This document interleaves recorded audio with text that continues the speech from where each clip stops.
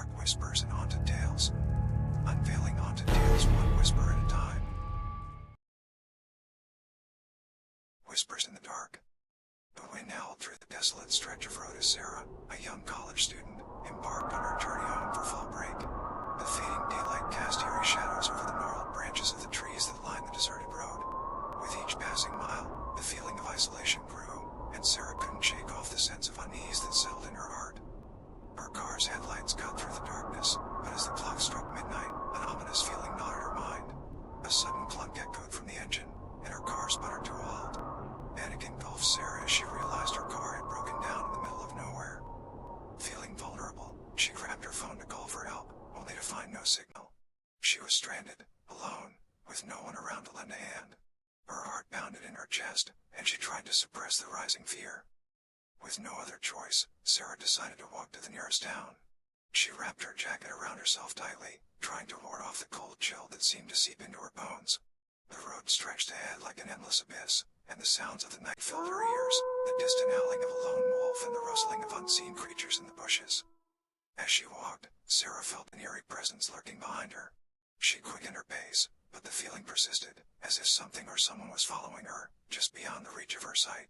Fear threatened to overwhelm her, but she forced herself to keep moving, focusing on the distant glimmer of lights that signaled civilization.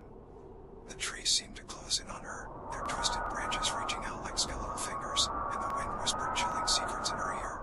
Her imagination played tricks on her, conjuring up shadowy figures lurking in the corners of her vision. As she walked, Sarah spotted an old abandoned house in the distance. Desperation drove her to seek shelter, even though her instincts warned her against it.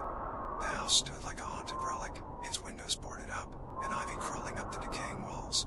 She hesitated but finally mustered the courage to approach the house. With trembling hands, she pushed the creaking door open and stepped inside. The air was heavy with the scent of decay, and the floorboards groaned under her weight. The flickering light of her phone revealed cobwebs and dust, adding to the eerie atmosphere. Sarah felt an overwhelming sensation that she was not alone. The feeling of being watched intensified, and her heart raced. She tried to reason with herself, blaming her fear on the exhaustion and the spooky setting. But the shadows seemed to dance and twist in unnatural ways, heightening her dread. Just as she decided to leave the sinister abode, a chilling voice echoed from the depths of the house. "You shouldn't have come here, Sarah." The blood froze in her veins as the voice seemed to resonate from all directions. Terror-stricken, Sarah stumbled backward, her heart pounding in her throat. She turned and ran, uncaring of the thorny bushes that scratched her skin. The sensation of being pursued intensified, and she refused to look back, fearing what she might see. Finally, she emerged from the trees and saw the lights of a gas station up ahead. With the last ounce of strength in her legs, she sprinted toward safety. Bursting into the gas station, she gasped for breath, trying to explain her ordeal to the bewildered attendant. The attendant called the police, who arrived shortly after to investigate the abandoned house. However, they found no trace of the chilling voice or the sinister presence Sarah had encountered. To them, it appeared as if she had stumbled upon a creepy, empty house during her breakdown, and her fear had played tricks on her mind. But Sarah knew what she had experienced was real.